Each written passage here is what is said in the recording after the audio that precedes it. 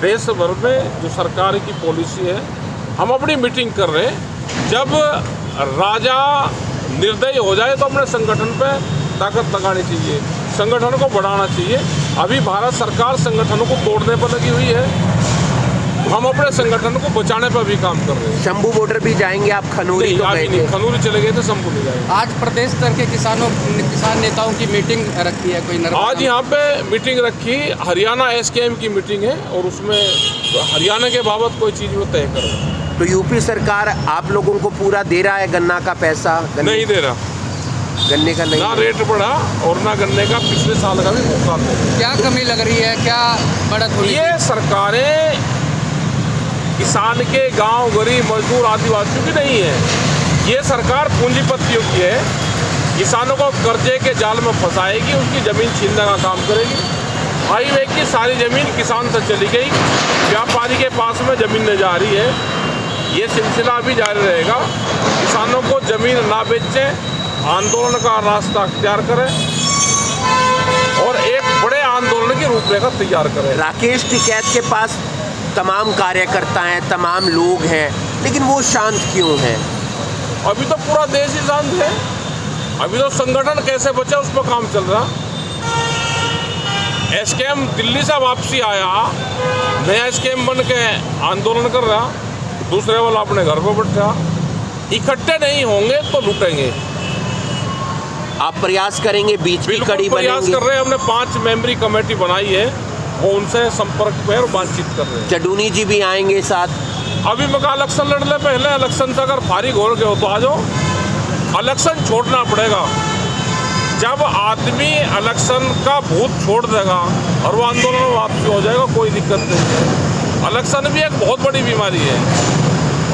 आपने तो टाइम से छोड़ दिया। हमने छोड़ दिया था पहले ही, हमने ज्ञान प्राप्त हो गया और को बता रहे हैं कि ज्ञान प्राप्त कर लो, अब बीमारी से बगल हट जाओ। कुछ और कहना चाहेंगे किसानों? और ये है कि इकट्ठे रहो भाई। एक शहीद हो गए थे, उनका आज एक प्रोग्राम भी है, तो उसमें भी शामिल होंगे।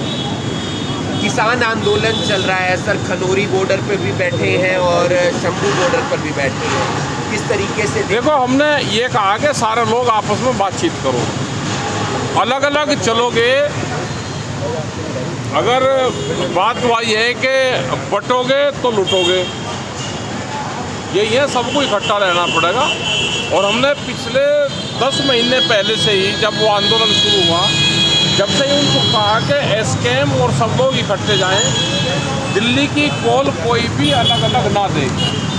कोई यूपी वाले कॉल दे देते हैं कि दिल्ली चलेंगे, कोई राजस्थान वाले कहते हैं कि हम भी दिल्ली जाएंगे।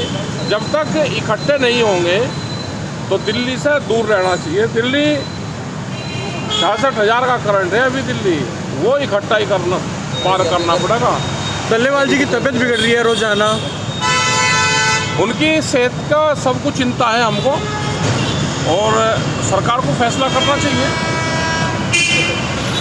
भाई, किसान संगठन तो सब एक हैं, किसान संगठन उसमें कुछ नहीं कर सकते, लेकिन जो भी फैसला कर रहे हैं वो सरकार को करना। लाभ और हानि वो सरकार को, वो नफा नुकसान सरकार को देखना है। तो आप लोग साथ दे रहे हैं उन किसानों का? नहीं, हम तो साथ ही हैं सब, वैचारिक रूप से तो सब साथ ही है। नहीं, लेकिन उनके साथ सपोर्ट में खुद के नहीं आ रहे तब? ऐसा नहीं, जब तक सारे इकट्ठे नहीं होंगे।